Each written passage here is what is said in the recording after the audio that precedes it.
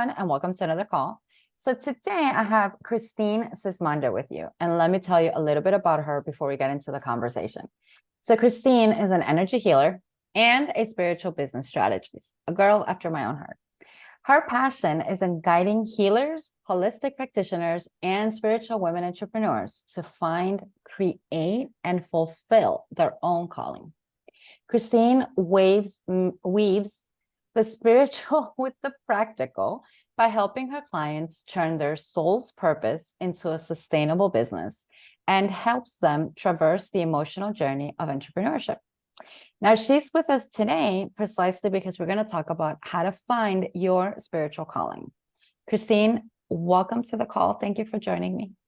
Thank you. Thank you. Glad to be here. I completely messed up even everything I was saying at the same time because I'm like, I don't know, I get so excited about these calls lately that it's like I just want to like get it over with and like start the call.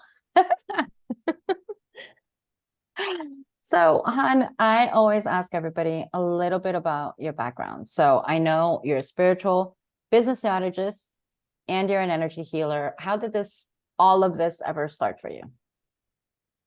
That's a real good question. When I think about my journey, it started when I was 6 years old, and it started on a playground. I was spinning on the bars. I don't know if you're familiar with those bars that are like 3 inches thick, but they just had these bars, and I happened to love them as a child. So I was spinning on the bars, and there was a little kindergartner who came up to me and asked, "Would you teach me how to do that?" And I got excited about that, and I said yes. And so we started working together, and literally we worked together every single recess for at least 3 weeks. And I just remember thinking, like, how am I going to get her from where she is now, which was never having even sat on a bar, to where I am, spinning with like 2 legs on the bar, 1 leg on the bar, forward, backwards, switching your hands up, just doing all these things. How am I going to get her to where I am? And I remember thinking, like, literally my little 6-year-old brain is going step by step by step by step by step, thinking through the process of everything that she's going to need. And the very first thing was to get over the fear. I just remember thinking, she's gonna have to get used to that flip-flop that happens when you start to fall backwards, and feel confident in herself that she's not going to let herself fall. And so I remember doing these little exercises, just super simple things, like first grab the bar and just lean back, right? And just really simple things to help her through the process. And I also remember holding her back and like taking her body through the range of motion. I'm like, I'm not going to let you fall, it's like holding her through that. And now in retrospect, I look back and think about how that was the embodiment, of going through the range of motion and taking her through that embodiment. So anyways, we did all these things. And I just remember after 3 weeks of working together diligently, dedicated every single recess, there was a day that she finally went 360 degrees around the bar. And when she did, it was like my chest just broke open. It was like the biggest feeling. I had never experienced anything like that. And now looking back, I'm sure that was like heart chakra, just like, just. And of course, at that time, I didn't know what that really was, but there was just such a sense of pride. I was so proud of her, and I was so excited for her, and so happy, grateful, just honored to have been a part of that journey to help her achieve her goal. And so my spiritual journey really started there, but of course I didn't really know it. And it's interesting because for me, spirituality, like I was raised with my dad's side was Catholic, very strict Catholic. And my mom she believed in God, but also sort of had a hint of woo, which of course at that time I didn't know was woo. But she would talk about energy and, being able to feel like a ball between her hands. And so I had sort of this weird mix of things. And I really didn't know what to believe or what to think or whatever. And then I remember being being in my early 20s and at a boyfriend's house, and his aunt was watching some show and it was about religion, and there was somebody that was Buddhist talking about Buddhism, and I was like, I believe that, and I believe that, I believe that. And I was like, maybe I'm a Buddhist. But I haven't gone down that path either. So it's just been this crazy journey, and eventually I discovered energy healing, and in some ways I feel like that's what really broke me open into my own spirituality, and just set me on this path. And okay, so to be a 6-year-old and be able to safely, like as adults, let's talk with like adult terminology, safely teach the other 6-year-old how to do that actually makes me think one of your masteries, one of your gifts is helping people and teaching them, because it came so natural to you at 6 years old, which is why you, not even knowing what you were doing, you knew what you were doing. Yeah. And that's part of the spirituality, like the way that I see it. I mean, spirituality can be defined in so many different ways. But part of what I believe in spirituality is that we bring in gifts and we bring in talents from whatever we want to call it. Past lives, reincarnation, parallel lives, blah, blah, blah, blah, blah. That 6-year-old knew what to do and how to do it. And it was kind of like this is a Christene thing. Yeah. So yeah. I think that's pretty cool. It is. It's funny because I tell this story over and over again, and I've told this story over and over again since I was 6 in various capacities for different reasons. And, at that time, I thought that what that meant was that I wanted to be a teacher. So I spent literally the next 17 years thinking that I wanted to be a teacher, and literally everything I did up to that point was leading me to that. I would help people in class, I'd mentor and tutor them. I would volunteer. Like when I was in high school, I started volunteering in elementary schools, and I had an elementary school student who needed some support in reading. And my 3rd grade teacher was like, hey, would you be willing to tutor her? So I was always doing that sort of thing. But it wasn't until I got into college, and so I took the long track through college. I was doing junior college for 4 years before I finally transferred to the university. And I had been working with a guidance counselor to try to make sure, because I was going part-time and having to work full-time and all that sort of thing. And so I was intimately working with this guidance counselor to make sure I was doing all the right things, so that once I got into the university, I could slide right into the education program. But apparently I wasn't asking the right questions, because she did not give me the right answers. And I ended up, once I transferred into the university, I ended up having to wait an entire year and do an entire year of prerequisites. I had gone all the way through calculus and math, and then I had to go back and take this teacher math, for example. And so there was a lot of like things like that I could have done at the junior college. But what I want to say about that is it enabled me to spend an entire year going full on into the education. So I started volunteering at the schools. I got a job at the schools during the day, again, supporting students in math and reading that were struggling.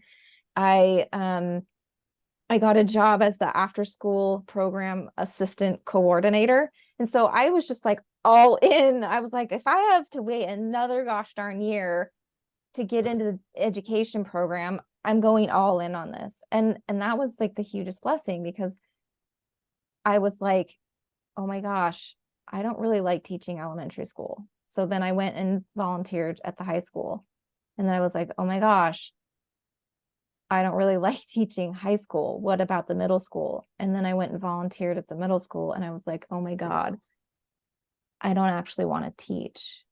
So, going back to that story of like thinking I wanted to be a teacher and then realizing I didn't want to teach, it was a very confusing period. So I actually ended up getting a degree in business and doing that for 17 years before I found, or while I was doing that, I found energy healing. And I think the energy healing is what I really felt like was my calling, because I felt like with the energy healing, it kind of ticked all the boxes. It was something, it would enable me to teach. It would enable me to help people and help people on their journeys and achieve whatever goals it was they were working on. It just really felt like this holistic all-encompassing thing.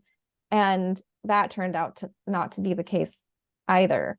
So speaking of this calling thing, I just want to say that one of the reasons it didn't work going into energy healing, I left the corporate, I had worked my way up all the way up the corporate ladder, and I left to go do this energy healing thing. And people thought I was insane, and probably still do.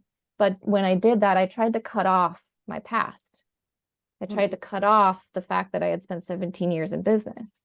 And when we're coming into and you know, trying to find our calling, there's a reason that the universe takes us all these twists and turns. And it's, you know, it's not to just ignore and move on to the next thing.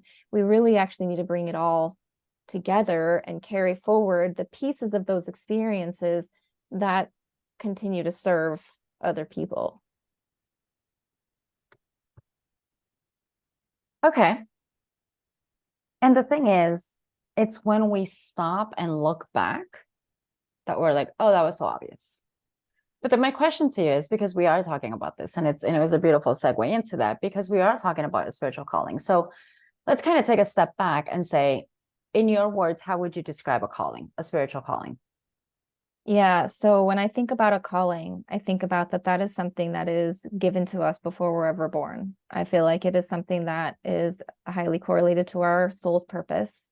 And the fact that we have the calling, it really comes from the word desire. If you think about it, I mean, there's a lot of ways that people feel like they're called to something, but it's like they have this draw, they've got this pull, this tug that constantly is moving them in a direction. Even if that direction is simply, I feel like I need to help people in whatever way that is. And as we go through the journey, we get clarity around what are the ways that we love to help people. Because a calling, it comes from that desire. It comes from the word desire. And I want to talk a little bit about the difference between the word want and the word desire, because this is something that that is huge in guiding us forward. The word want, I'm just, even for you, just close your eyes if you don't mind, play with me for a minute. And I just invite you to feel into your body, Angie, and think about some things that you want. And just feel what it feels like to want those things.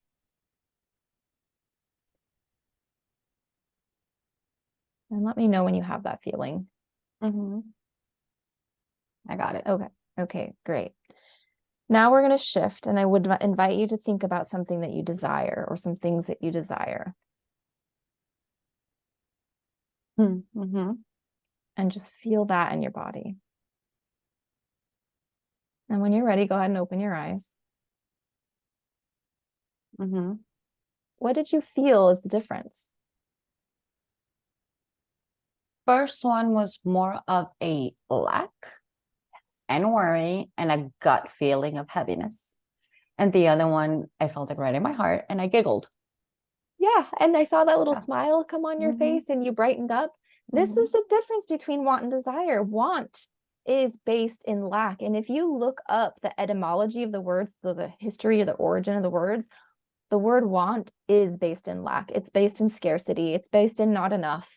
But the word desire, I do this exercise with my clients and I have them just doodle and draw and, you know, scribble and whatever comes out when they feel what that feels like.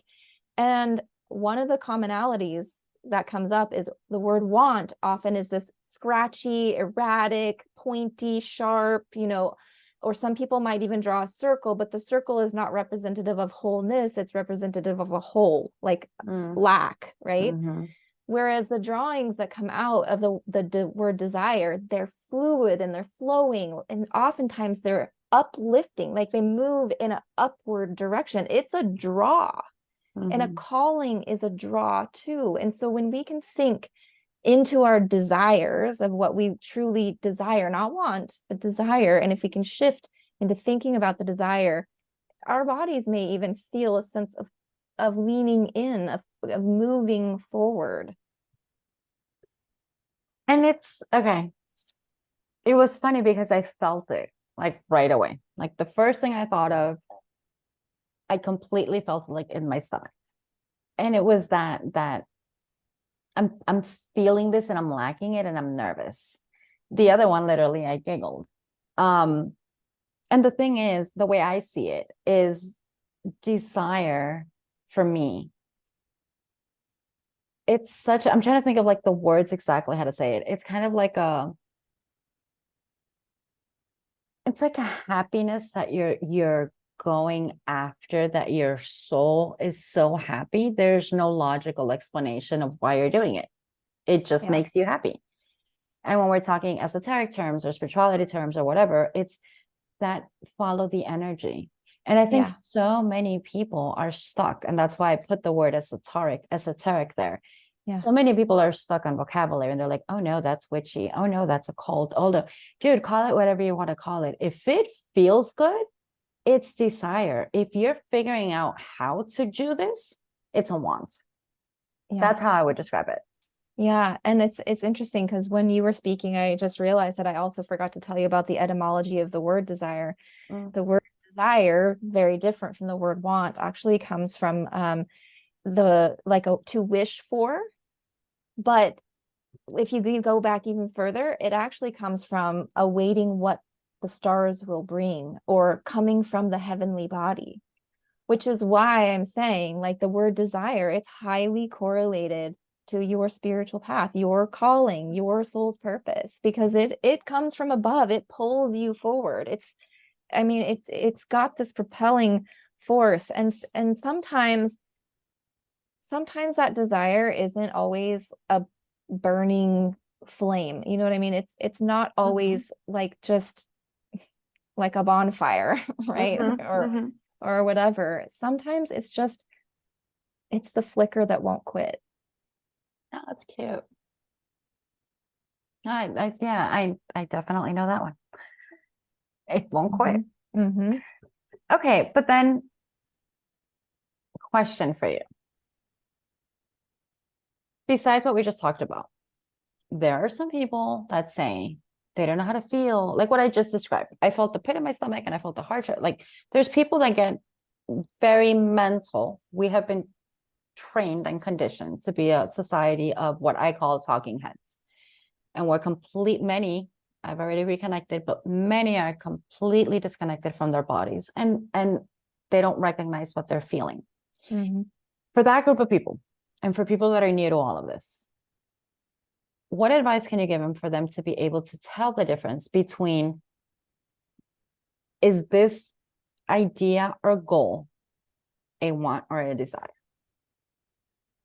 I think that when you look at the words want or desire, that you will know, because even when you go into your head, if you were to do a journaling exercise, for example, and you would, but what do I want? And the stuff that would come out of your head for what do you want is going to be, it's going to be filled in lack. And if you were to do a journaling exercise around what do I desire, even just the shift in the word, it's going to sink down into your heart.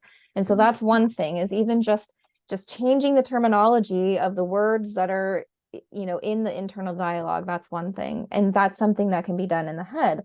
Another thing is literally, if you just place your hands on your heart, quiet down, close your eyes.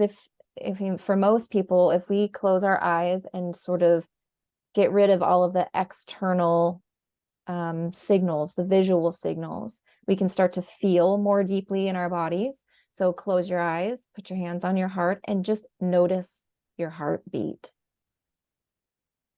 Feel it, just feel it. And you can feel that. Like you can feel, even without touching your heart, if you were just to close your eyes and observe, then you can connect in with your heart. And your heart is highly correlated. I mean, people talk about heart and soul all the time. They sort of use those words almost interchangeably, even though they're not. They're intimately connected. Even energetically, they're intimately connected.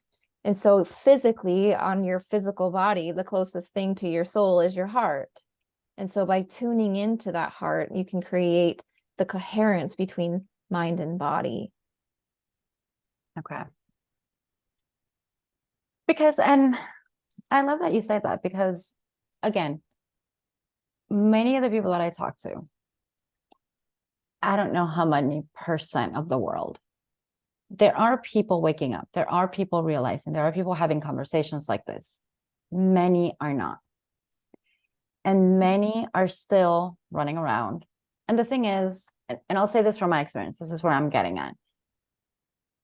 I've been considered the black sheep of the family for a very long time, and I'm okay with that. I actually enjoy it. Like, what the hell? And because of my spirituality and everything that I have in the past, I mean, I talk about it quite often here on the show. I'll just say it really quick. X amount of years in spirituality, 20 plus something years, and then 20 plus something years in business and strategy and like all those things. And like you said before, I kind of kept them separate.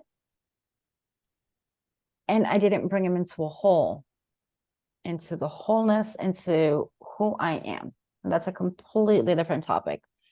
But what I'm getting at is when you're on this side of the spectrum, you find so many people that support that.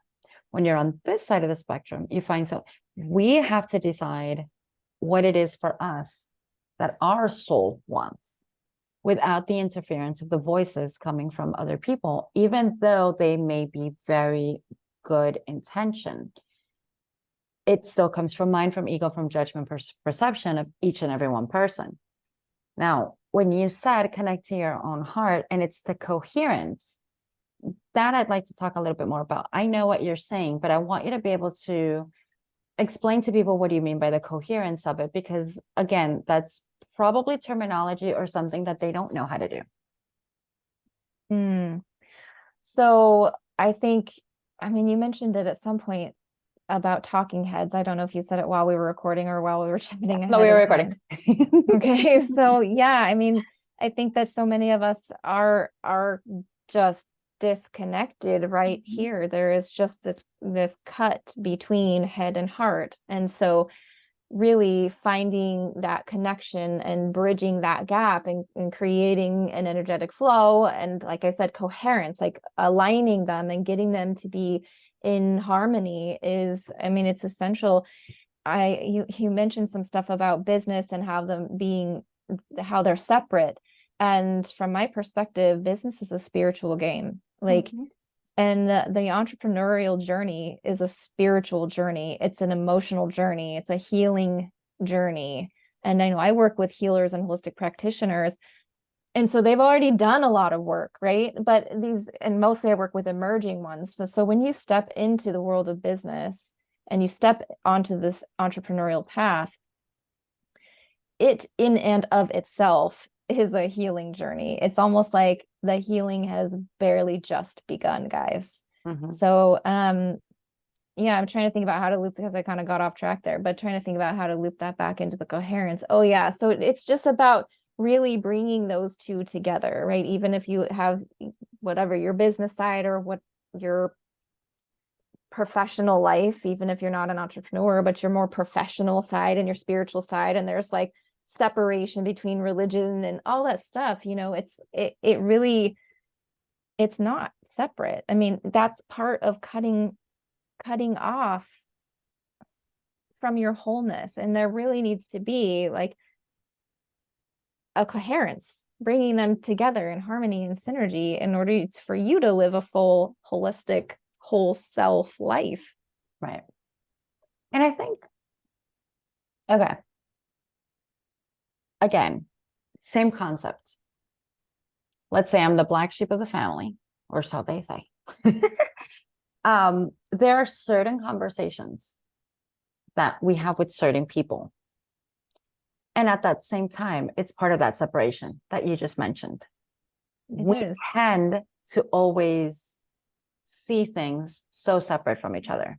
The friends that we have, like even when we were, let's say, young adults, the friends we had in high school were different than the friends you have when you're in an adult relationship versus the friends you have, etc.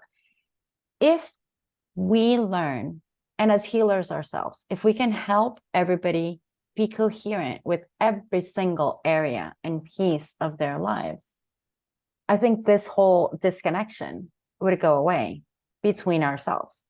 Because it's like we're putting on one mask for this world, one mask for this world, one mask for this world. And we have so many different masks you forget who you are without the mask. Yep. I 100% agree with that. And so much of that, it just stems from one of our most innate needs and desires, which is to belong, right? We want to be a part of something, and we want to belong, and fit in, right? But it's that trying to fit in that actually creates that separation, because it's like, instead of standing in ourselves, we cut off a part of ourselves, and then we in and of ourselves are not whole. And so we need to work on belonging first and foremost to ourselves, and bringing in all of the parts of ourselves, and be able to stand in that wholeness no matter where we are. I mean, for me, I had two different lives as a child. My parents were never married. I was conceived at the end of a 3-year relationship, and so I grew up with my dad having like my parents are polar opposites. Literally, I used to feel this energetic sense of being pulled in two completely opposite directions, like with one family and parent on one side, or not just that, but the entire lineage, one lineage on the other side. And I felt like this like back and forth tug of war. And because of that, I had to be a chameleon. I felt, it was like not that I had to, but it was a coping mechanism, right? It was like, I don't know how to be me in both of these places. And I felt the most me with my mom's side of the family, and the least me with my dad's side of the family. And so I really felt the sense of like needing to be somebody that I wasn't, or to be, just changing colors, right? Be the chameleon with wherever I was. So I became really good at that. And I think a lot of us have, maybe they don't have the same parental structure that I did, but I think it's not uncommon to have a desire to belong no matter what group you're in, and to change how you show up in each of those different groups. And again, it just goes back to the inner work that we need to do to be able to show up as who we are, no matter where we show up to. Right. And speaking of business, that also applies. Years, decades ago, people were like, this is what professional looks like. And you had to mold yourself into that. Now, with everything we're talking about, with energy, personality, mass, personal development, spiritual, whatever, and everything we want to call it, showing people, and that's why I love the actual work that you do with people in the entrepreneurial, I know you call it journey. I was going to call it something really, really bad, like, because it is an emotional journey, because you give it your best, you give it your all, and sometimes it doesn't work out, and it's defeating, and it's tiresome, and but as I said, I love what you do, because you see it from both aspects, and you're able to give the person that support. When I did the business, when I did the strategies, when I did all of that, it was also as show up as you. A lot of people don't remember or know who they are because of what you're saying.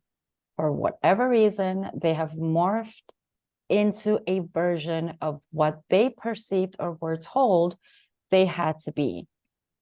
In what I'm doing now, in my line of work now, besides the talk show, it's actually bringing the people back to, what do you like to do for fun? Don't give me, I like to read a business book for fun, because that is not fun. That is a mental strategy. A lot of people don't remember who they are. And from the coaching side, it's like you have to dig and dig and dig. And I do that, and I say that, and I talk to people about that now, because I had to do that for myself. And it's scary how many of us don't know who we are. Yep. That's part of the inner work as well. And it's interesting that you brought that up, because when I was doing the energy work, and, I told you I was trying to like ignore the fact that I had 17 years of business experience. I thought I was just going to use that business experience to support me in my own business. And my business at that time was actually focused on people who were feeling like they didn't know who they were anymore, right? They were people who were feeling like, I have no idea where I'm going in my life. And some big thing had happened, whether that was a move, a terminal illness, brain surgery that created blindness. I mean, I had a lot of different clients come from a lot of different situations. And the common thread was there was some facet of their identity that they just had lost. It was, whether that was a relationship, I used to be a wife, now I'm not, like whatever the situation, they had lost a part of the who am I. And it was I don't know who I am anymore. I don't know where I'm going. I don't know what my life is going to look like. And there was a whole lot of I don't know going on. And so I think it really is important to go back to that soul searching of like, who am I really? And what do I desire for this life? I think about what's the purpose of life. And for me, when I used to think about that myself, like my life has no purpose. What's the purpose of my life? And what I come to figure out is that the purpose of my life is to live with purpose. It's to live purposefully. And in order to do that, you have to think about what matters, what matters to you, and live a life that is meaningful to you. And so even though I'm working with entrepreneurs and doing business and all of that, it still comes back to that solid core foundation of what do I want out of this life? How do I want to live? How do I want to feel? Like, what is it that I want to feel like as I'm going through this crazy journey? And who do I want to be? Right? All those basic questions can come up over and over and over again, even in the midst of dealing with business strategy and like, how do I put together this PowerPoint presentation? You know what I mean? Yeah. So it always comes back to that. It always does. Right. And I think it's fascinating. I think we can keep talking forever and ever. And I know time is running out, but the truth is that we always have to come back to our truth. We always have to come back to ourselves, no matter what we do, whether we're an entrepreneurial or a mother or a housewife or a man who's an engineer in the biggest top of the companies. We're all individual souls and spirits that need to come back to ourselves at every moment, at every day. And I think that's absolutely beautiful. Yeah. Yeah. And I can't remember who it was that I heard this from, but there was some quote that they said that the longest journey of our life is taking their journey, the 18 inches of journey from our head to our heart. Very true. And so that's the longest, hardest journey, is to get back to our core. And our core is our heart, which again, so tuning into that as much as possible. It sounds cliche, trust your heart, tune into your heart, but the reality is that is the thing that is the physical manifestation of the soul, right? The soul is the intangible bit of that we can't see, touch, feel. But if we do touch, feel, and tune into that core part of us, we can tap into our soul's calling and our purpose and who we really are at heart. Christene, thank you so much for joining us. I know we're running out of time, but I want people to reach out to you, especially entrepreneurs, because like you said, and even I know you, I know how you mix in both sides, and entrepreneurial is hard. It's very rewarding. It is very good. It is very all these things, but it is hard. So how do people get in touch with you? What is the best way for them? I mean, it's going to be down in the comments, but what's the best way? Yeah. So I think the best way to get in touch with me is evolunahealing.com/3myths. It's my free gift. And the gift is 3 myths about finding clarity and direction that actually keep you stuck. And it is all about everything we were talking about today around the who am I and what do I want and all of those kinds of things. Because I feel like a lot of people are at a place of like, I don't know where I'm going, I don't know what I'm doing, and all of that. And so these are myths about clarity and direction that actually keep you stuck. So you can find it there, evolunahealing.com/3myths. Okay, awesome. Thank you. And definitely a rewarding conversation. And see, for us today, wasn't that long of a journey to get into our hearts, and laughter as always. Thank you, Christene, for joining us. Thank you, Angie. Bye-bye, everybody.